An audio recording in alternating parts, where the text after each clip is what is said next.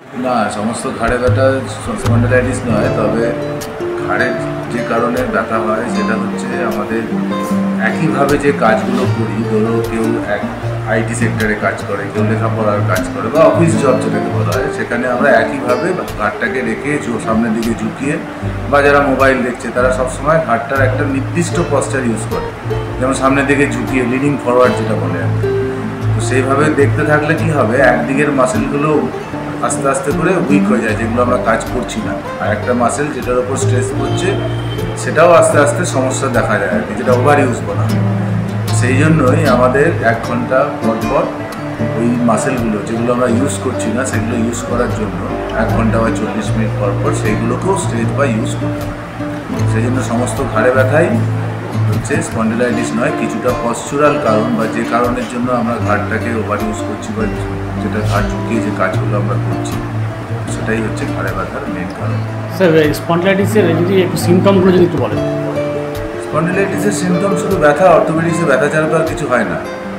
এক্ষেত্রেও ব্যথা হয় এবং ব্যথাটা অনেক সময় শুধুই ঘাড়ে হতে পারে বা ঘাড়ের ব্যাক মাসেলগুলোতে হতে পারে, বা অনেক সময় যেটাকে বলে রেডিয়েশন হয়, মানে অন্য হাতের দিকে, যেহেতু ঘাড়ের থেকে যে নার্ভগুলো স্পাইনাল কর্ড থেকে নার্ভগুলো হাতের দিকে নামে, তো সেখানে হাতের মধ্যেও একটা রেডিয়েশন, একটা পেইন হয়। তো এগুলোই হচ্ছে সাধারণত সিমটম। স্যার, এইটা কি আমরা মানে এক্সরে করে তো ধরা পড়বে নাকি অন্য কোনো টেস্ট আছে যদি একটু বলেন?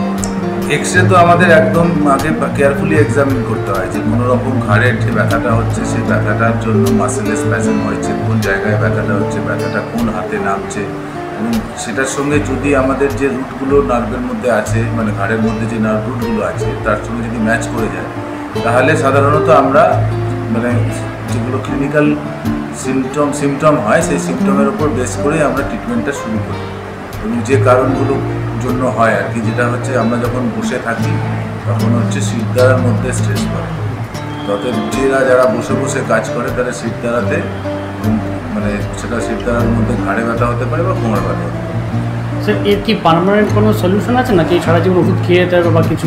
ঘাড়ে ব্যথার জন্য ওষুধ খাওয়াটা হচ্ছে শুধু সিমটোমেটিক রিলিফ, যে জন্য বলছি যে আমরা অর্থোপেডিক্সের বা স্পন্ডিলাইটিসের শুধু সিমটমই হচ্ছে যে ঘাড়ে ব্যথা বা যে কোনো জায়গায় ব্যথা, এবং ব্যথাটা কমানোর জন্য ইনিশিয়ালি আমাদের একটা পেন হয়তো ওষুধের দরকার পড়তে পারে, বা ম্যাক্সিমাম সময় আমরা ফিজিওথেরাপিটাও হচ্ছে এক ধরনের ওষুধের মধ্যেই পড়ে ব্যথা কমানো। তার সঙ্গে হচ্ছে যখন আমরা এই ব্যথাটাকে কমিয়ে ফেলতে পারছি তখন হচ্ছে ব্যথার যে কারণটা, যেটা হচ্ছে মাসেলের যে প্রবলেমটা হয়েছে, সেই মাসেল স্ট্রেংথেনিং এক্সারসাইজগুলো, নেকের স্ট্যাটিক নেক এক্সারসাইজ, বা যেগুলো আমরা নেকের যে স্ট্রেচিং এক্সারসাইজ, যেগুলো আমরা কিছুক্ষণ এক নাগারে বসে কাজ করার পরে সেগুলো আমাদের ফ্রিকোয়েন্টলি করতে হবে। সেটাতেই আমাদের মাসেলগুলোর যদি স্ট্রেংথেনিং হয়ে যায়, এবং সেক্ষেত্রে তাহলে ঘাড়ে ব্যথা স্পন্ডিলাইটিসের জন্য ওষুধ খাওয়ার কোনো প্রয়োজন পড়ে না। Thank you sir.